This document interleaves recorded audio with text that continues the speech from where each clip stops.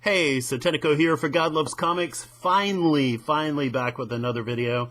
I actually did this as an unboxing and did the video before Christmas.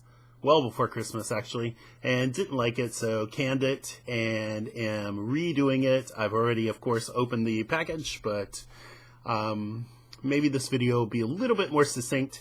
Here's the little bit of setup that's needed for this video before I actually put some images on the screen for a change. I bought this as a lot from an auction, and they are older comics, and the caveat came that they were water damaged. In some cases, severely water damaged, which is a very big no-no for most people who are collectors. I'm not a hardcore collector by any stretch of the imagination, but I do like, as anyone does, things in good condition. In this case, these were all EC comics, and it was a chance to get some comics that are generally out of my price range for the most part. I mean, these aren't incredibly valuable, but as a lot, this was a lot of 10, and I figure I could get them relatively cheaply. In the end, these 10 comics cost me $92, so $9.20.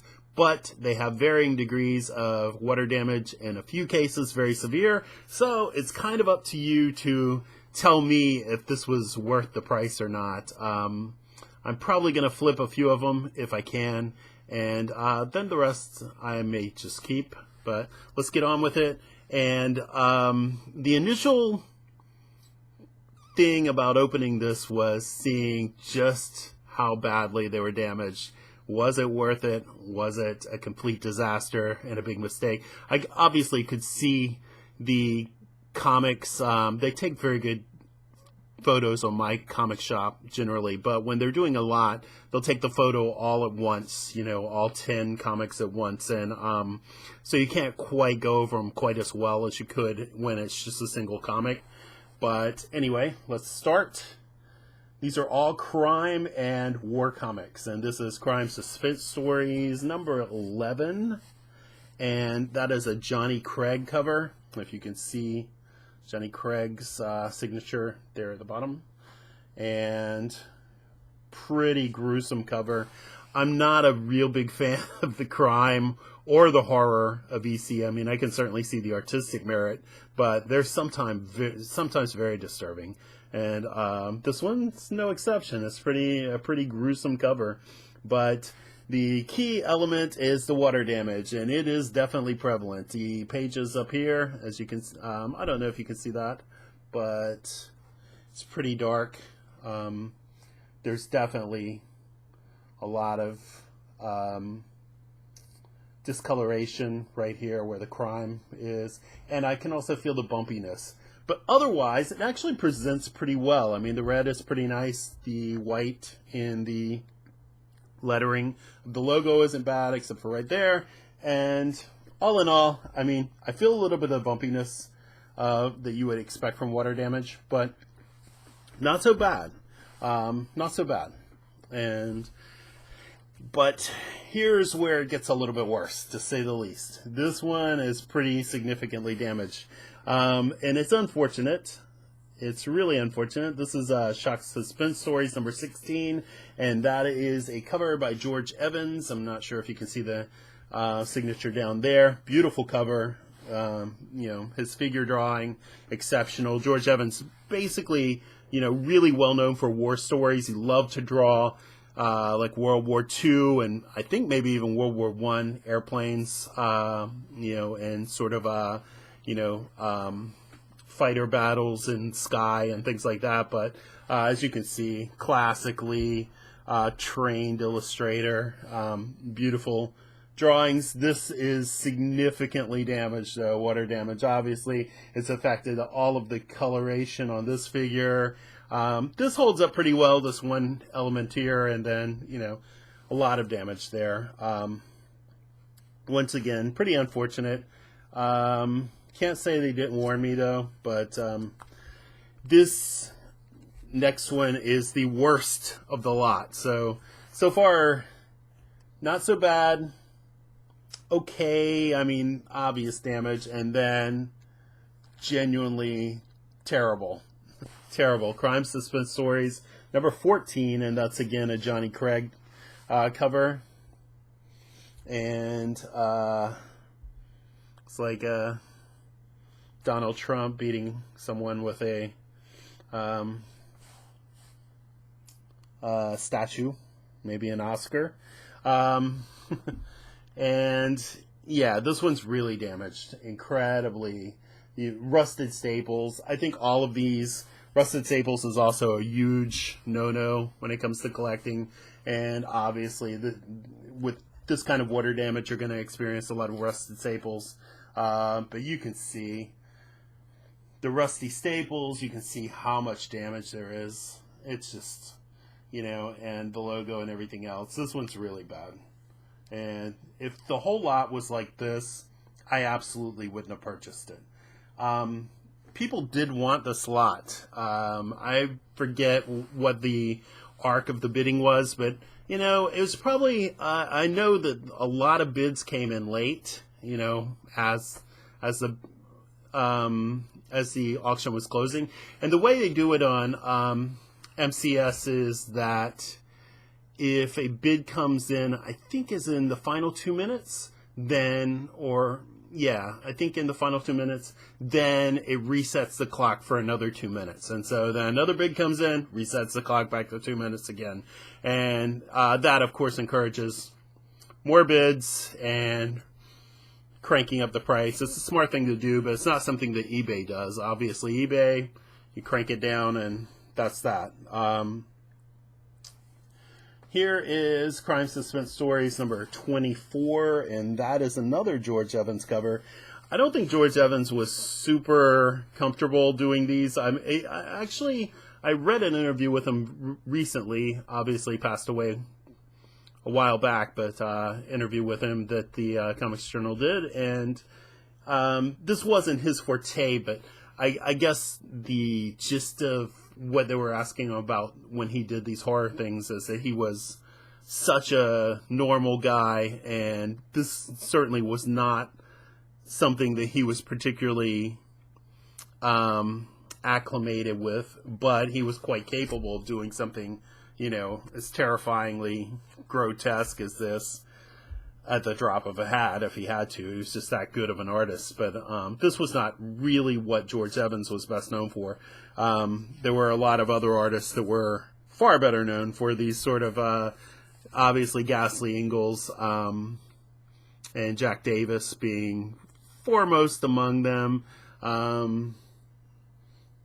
think Feldstein did some as well, and obviously a lot of other, of the better known EC horror artists. Now we get into the comics that I really actually like, and it's the DC the EC war comics, not DC, EC. Granted, I have not owned EC comics until now, and until you've seen me purchase one or two previously, really one, Weird Science Fantasy, I believe, but with Joe Orlando cover. This is Frontline Combat, number 11, and that is Jack Davis. Now, once again, the damage is obvious, particularly along the edges. It almost kind of frames the central image, though. The logo actually looks fine. Logo still looks really nice. And then, still some rusty staples, but not so bad. This actually presents pretty nicely, and can't feel the sort of waviness of water damage. A little bit, yeah. Right here I can feel it. But overall, this is not a bad-looking comic. And the thing about these comics that really is pretty frustrating, this one certainly has some wear, but a lot of these, they've got nice sort of flat spines. They've got pretty crisp corners. And had they not had the water damage, they would have been in very nice shape. They were obviously taken care of, and then, who knows, a flood hit somebody's basement.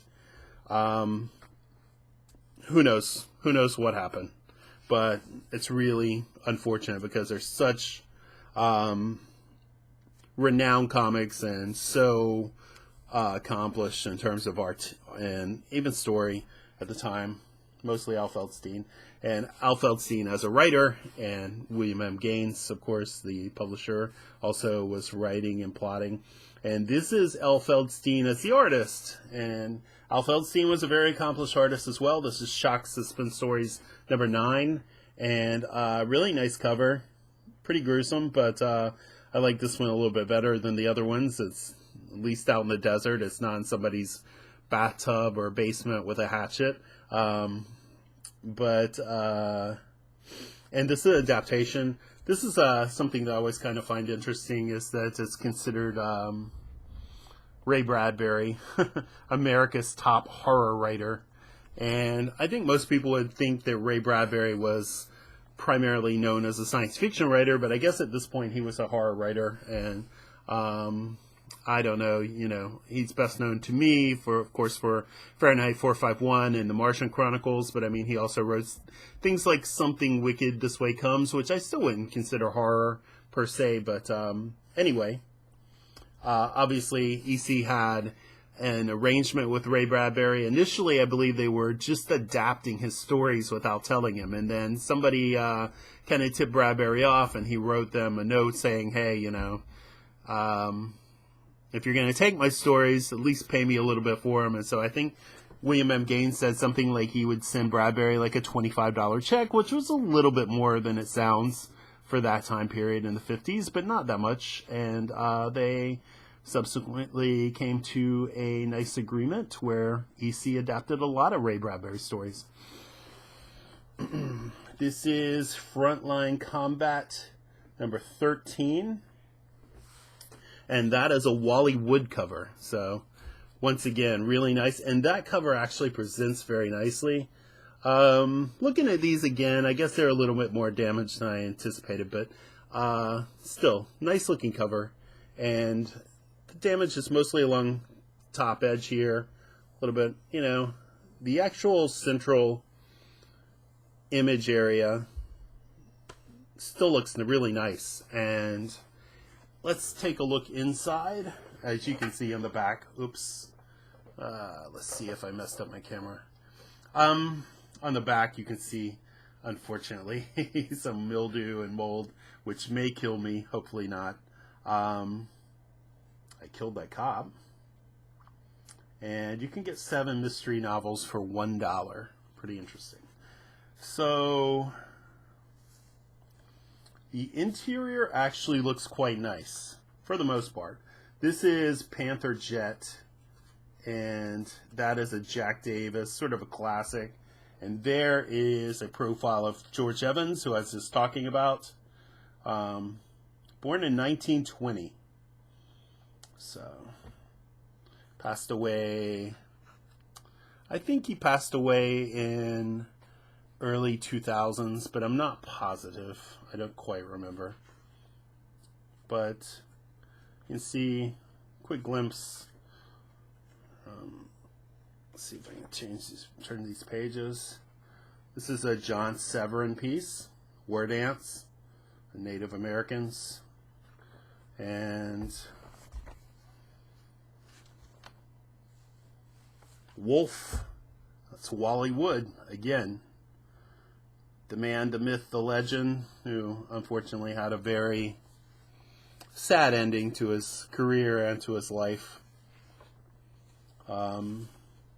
You can see some of the beautiful work inside. Really detailed small panels with a lot of figures in those panels. And then a really nice, this is a good example of George Evans' work right here. Frank Luke, one of his really renowned sort of stories. And you can see a signature right there where my thumb is, maybe. Evans. And this is indeed a story about a World War I pilot. Let's see if I can find one more good page. My fingers are dry, and these books have long since dried out. I mean, these books are from the 1950s, so I don't know when they suffered water damage, if it was more recently, or if it was, who knows. I assume it was. This was published in August 1953, so being a book that's 6 decades old, going on 7, I guess.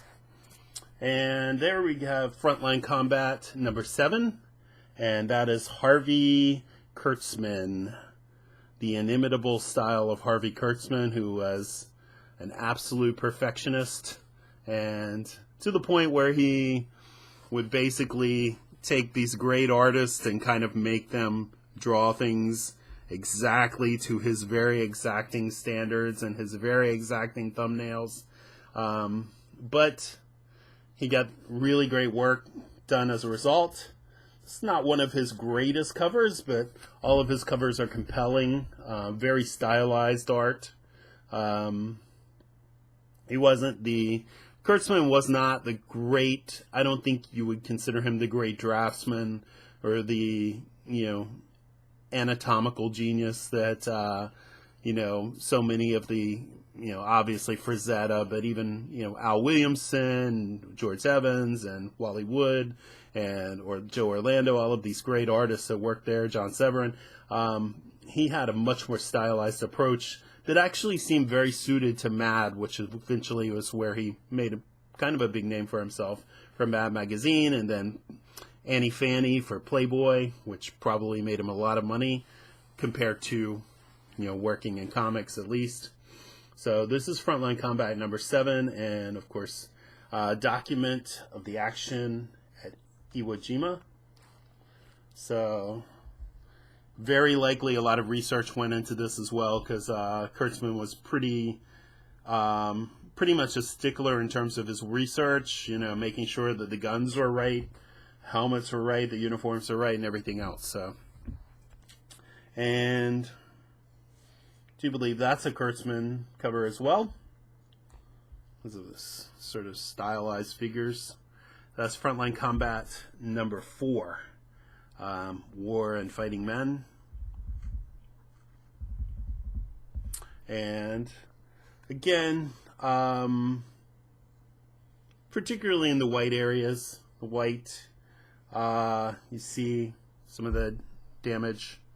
And it's unfortunate, again, as I said, because otherwise this cover presents very nicely. And spine's nice and flat and tight. The corners are really nice. Somebody obviously took very good care of these books. This corner got a little chomped somehow, but and you can see the rusty staples perhaps where my thumb is, but unfortunately these books were very well taken care of. They were, I don't know if they were bagged and boarded at the time. They were not it was not standard easy to find bags and boards back then, when it wasn't really a collector. There wasn't really a collector's market, but they were very well taken care of until, of course, the water damage. And last but not least is Frontline Combat number 14. And again, if you can see right there where the raft is, where my thumb is, that's Wally Wood again. Really nice cover. Very kind of straightforward. This image actually reminds me a lot of Dunkirk, which a lot of it took place sort of on the water and over the, obviously on the water and the channel, and with a lot of air battles. And such a clean line, really clean, just well drawn, really beautiful cover. Presents, again, really nicely. Most of the damage, again, only shows really in the upper edges and all along the edges. And the actual image itself still preserved quite nicely. So, and I would say this is one of the highlight books, but of these, this one suffered quite a lot of damage. At least it almost seems limited to the top part of the logo, and then after that it's pretty nice condition. But these Frontline Combats are sort of the highlight. Again, these 2 Wally Wood covers specifically, and then the 2 Kurtzman covers. And I like this shock suspense story. Nice again, Jack Davis. I'm not the biggest fan of these covers, and these, even though I like the Evans cover. And And these are also, unsurprisingly, the most damaged. And perhaps as a result, they may not be particularly sellable, unfortunately. So, again, that's, I believe, 10 comics. At least that's what I bought.